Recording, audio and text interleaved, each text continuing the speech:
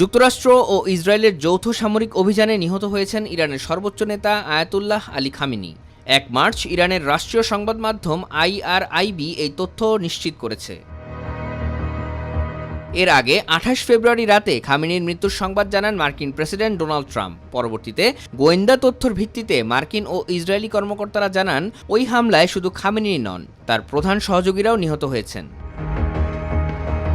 নিহতদের মধ্যে ইরানের সাবেক ন্যাশনাল সিকিউরিটি কাউন্সিল সচিব আলী শামখানি এবং ইসলামিক রেভলিউশনারি গার্ড কর্পস IRGCর কমান্ডার মোহাম্মদ পাকপোরের নাম নিশ্চিত করা হয়েছে। বার্তা সংস্থা রয়টার্সের প্রতিবেদনে জানা গেছে, ২৮ ফেব্রুয়ারি ভোরে ইসরায়েল ও যুক্তরাষ্ট্র যৌথভাবে ইরানে হামলা শুরুর সময় তেহরানের একটি অত্যন্ত সুরক্ষিত গোপন স্থানে শীর্ষ উপদেষ্টাদের নিয়ে জরুরি বৈঠকে বসেছিলেন খামেনি।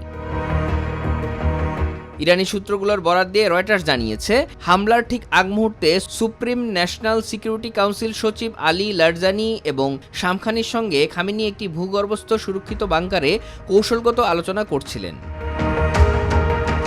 সংবাদ মাধ্যম আল জাজিরা আয়াতুল্লাহ খামেনির বাসভবন ও সংলগ্ন এলাকার কিছু স্যাটেলাইট ছবি প্রকাশ করেছে। ছবিতে দেখা গেছে খামেনির সুউচ্চ প্রাসাদ সম্পূর্ণ ধসে পড়েছে এবং স্থাপনাটির চারপাশ জুড়ে পুরো কালো হয়ে গেছে। ধ্বংসস্তূপের চিত্র দেখে প্রতিরক্ষা বিশ্লেষকরা ধারণা করছেন, অত্যন্ত শক্তিশালী বাংকার ব্লাস্টার ক্ষেপণাস্ত্র ব্যবহার করে এই হামলা চালানো হয়েছে, যা মাটির গভীরে থাকা সুরক্ষিত কক্ষও ধ্বংস করতে সক্ষম।